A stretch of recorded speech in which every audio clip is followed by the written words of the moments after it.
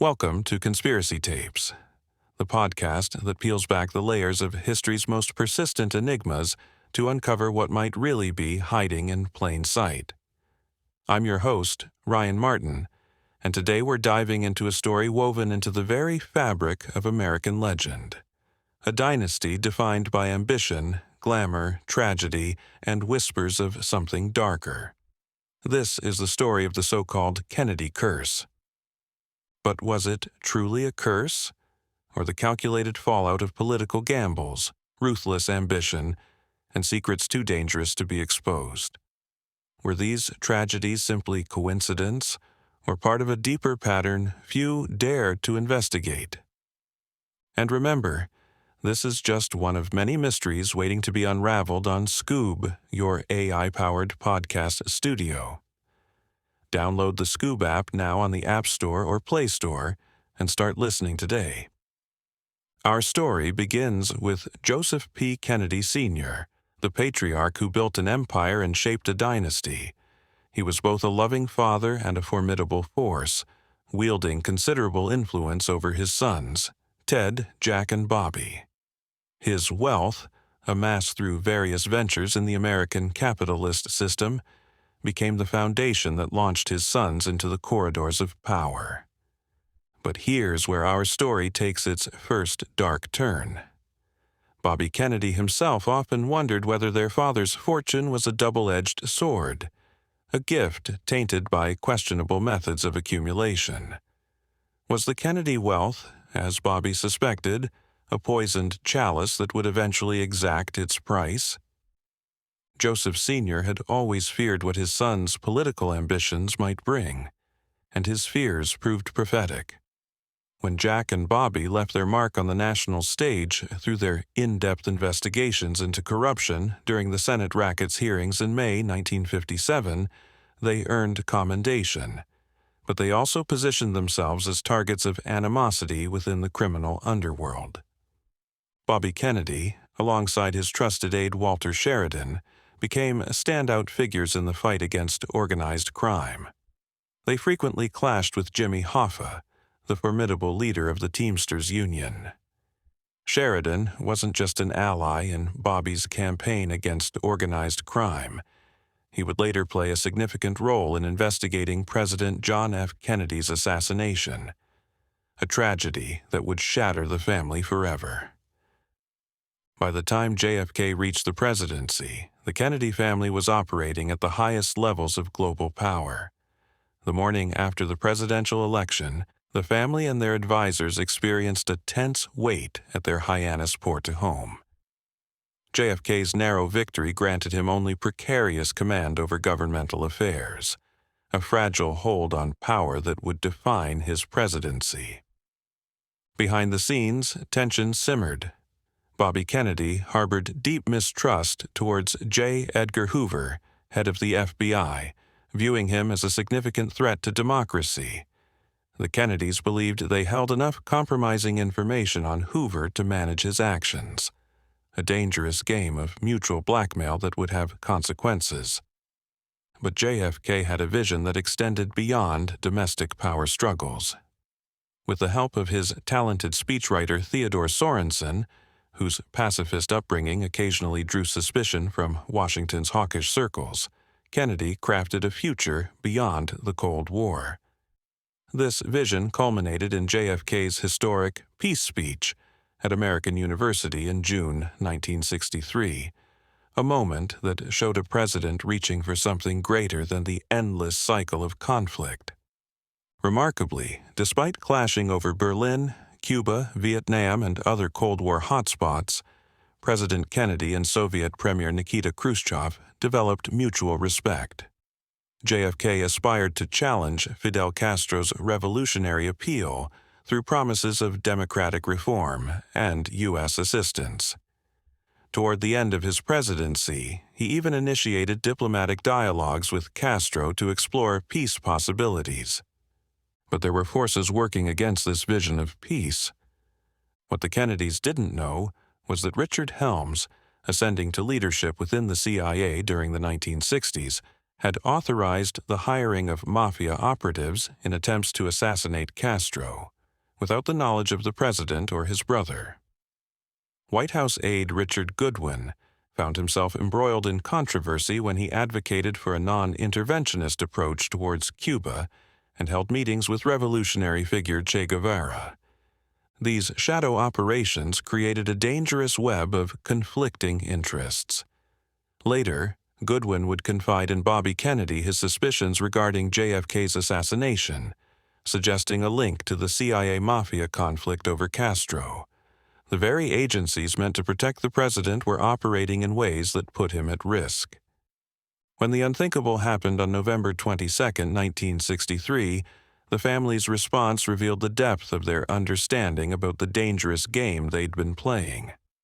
Family friend William Walton was sent on a discreet mission by both Bobby and Jackie Kennedy to Moscow, assuring Soviet officials that the Kennedy family did not regard the Soviets as responsible for the assassination. Walton maintained that JFK fell victim to a powerful domestic conspiracy. Khrushchev was reportedly distraught upon hearing of JFK's death, believing militaristic elements within Washington were responsible for overthrowing their efforts at diplomacy and détente. Meanwhile, Richard Helms played a crucial part in maintaining the Warren Commission's ignorance of certain clandestine CIA operations. The assassination's aftermath was devastating for Bobby. He carried a profound sense of responsibility, convinced that greater vigilance on his part might have averted the tragedy. Following JFK's assassination, Hoover openly declared his refusal to defer to the Attorney General. The careful balance of power the Kennedys had maintained was shattered. Bobby Kennedy struggled to accept Lyndon Johnson as president, even though both shared suspicions of a conspiracy behind JFK's death. As a senator, Bobby found himself deeply empathizing with America's disadvantaged, a sentiment profoundly influenced by the personal anguish he experienced following his brother's death. His compassion was evident in his examination of the living conditions of farm workers in upstate New York. During his 1968 presidential campaign, Bobby Kennedy fully immersed himself in public interaction, exuding admirable boldness and confidence despite evident dangers. Edwin Guthman, a respected journalist who had joined the Kennedy administration and was part of Robert's inner circle, recognized the numerous adversaries Bobby had garnered through his work. Guthman implored his friend to bolster his security during public engagements, but his advice went unheeded. Bobby was driven to forge a meaningful connection with the essence of American democracy, amid the profound loss of his brother. But the Kennedy curse, if that's what we're calling it, wasn't finished with the family yet. The burden of leadership fell to Ted Kennedy, the youngest brother, and with it came a tragedy that would define the rest of his life. On a fateful evening, Ted Kennedy attended what he described as a celebration for a dedicated group of his campaign secretaries, known as the Boiler Room Girls. His wife Joan's absence was due to health issues. What happened next became one of the most scrutinized incidents in American political history. Kennedy's car went off a bridge at Chappaquiddick, and Mary Jo Kopechne died in the submerged vehicle. In a televised address broadcast on all three major networks, notably brief at just 13 minutes, Kennedy described the horrifying experience of almost drowning himself. But it was his actions after the accident that raised the most questions. Kennedy openly acknowledged the indefensibility of his delay in reporting the accident to authorities immediately. He confessed that his thoughts during that fateful night were irrational and scattered. Despite the presence of illuminated cottages nearby, he did not seek immediate help, but instead returned to the party scene. In his speech, Kennedy admitted guilt regarding leaving the scene of the accident that morning, but revealed little else except for conveying his deep remorse and confusion. And then he said something that would resonate through Kennedy family lore. He speculated about the possibility of a curse on the Kennedy family. The investigation that followed only deepened the mystery. An inquest in January 1970 revealed that Mary Jo Kopechne had actually suffocated rather than drowned. John Farrar, a diver involved, testified that she might have survived if rescue efforts had been prompt. The grand jury's foreman later stated that had they been privy to all the information, they would likely have indicted the senator for manslaughter and possibly charged him with witness tampering. Nearly 20 years later, Leo D'Amour's book, Senatorial Privilege, alleged that Kennedy had been intoxicated that night, consuming several rum and coke drinks on an empty stomach. This raised questions about whether Kennedy had deliberately waited until the effects of alcohol wore off before contacting police. It later became known that Kennedy was driving with a suspended license. If the previous generation had faced political assassination and scandal, the next generation of Kennedys would battle demons of a different kind, but no less destructive. Robert F. Kennedy, Jr., at just 16 in 1970, was apprehended for possessing marijuana in Barnstable, Massachusetts, alongside his cousin, Bobby Shriver. This marked the beginning of a tumultuous period as Bobby Jr. grappled with emotional turmoil, experimenting with cocaine and heroin. His struggles culminated in a harrowing incident where he was discovered unconscious in an airport restroom, a heroin needle in his arm, leading to his arrest for possessing 6.2 grams of heroin. Christopher Lawford described his youth as being trapped in a relentless cycle of alcohol consumption and potentially fatal drug use, straddling two worlds, the glitzy Hollywood scene of his father, Peter Lawford, and the lavish upper-class lifestyle of his mother, Patricia Kennedy Lawford. But perhaps the most tragic story belonged to David Kennedy, son of Robert F. Kennedy and Ethel Kennedy. His existence was deeply affected by the assassinations of his uncle and father. Despite his acceptance into Harvard and indications that he might have been among the most intelligent and empathetic of his generation of Kennedys, David consistently struggled to find his place. Christopher Lawford's autobiography, Symptoms of Withdrawal, recounts a desperate episode where he and David Kennedy resorted to soliciting money for drugs at Grand Central Terminal after being denied access to their Kennedy Trust Fund. While both Robert F. Kennedy, Jr. and Christopher Lawford eventually regained control over their lives, earning law degrees and forging successful careers, David's story took a tragic turn. He passed away in a Palm Beach hotel room in 1984, succumbing to a cocaine and Demerol overdose. The pattern extended beyond these headline cases. Kara Kennedy, daughter of Ted and Joan Kennedy, ran away from home at 13 and spent time in a halfway house for drug-addicted teenagers. Joseph Patrick Kennedy II was noted for his aggressive behavior, often resorting to physical violence against his younger brothers and male cousins when provoked. As if the family hadn't endured enough, 1997 brought another devastating blow. Michael Kennedy, one of Bobby's sons, was skiing in Aspen when tragedy struck. The scene that unfolded was heartbreaking in its desperation and humanity. Rory Kennedy Sr., in a state of panic, discarded her skis and raced to her brother's side. "There's no pulse," she announced fearfully. "There's no pulse. We need to call the ski patrol."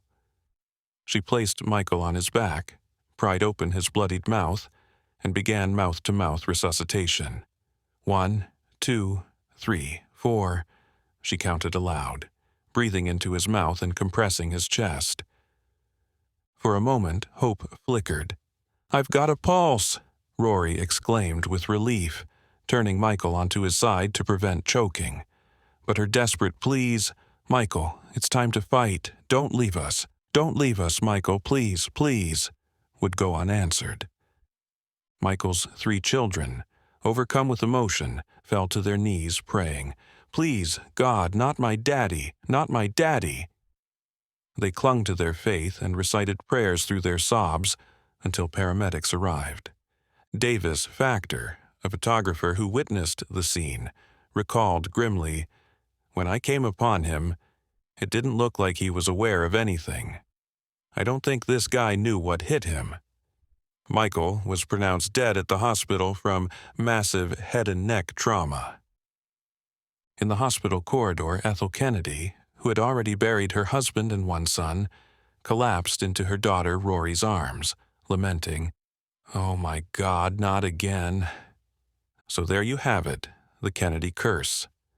Not a spell cast by fate, but a legacy shaped by ambition, risk, tragedy, and myth.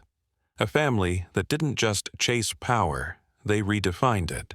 From wartime heroics to political crusades, from idealism to scandal, the Kennedys lived under a spotlight that never dimmed and a pressure few could endure.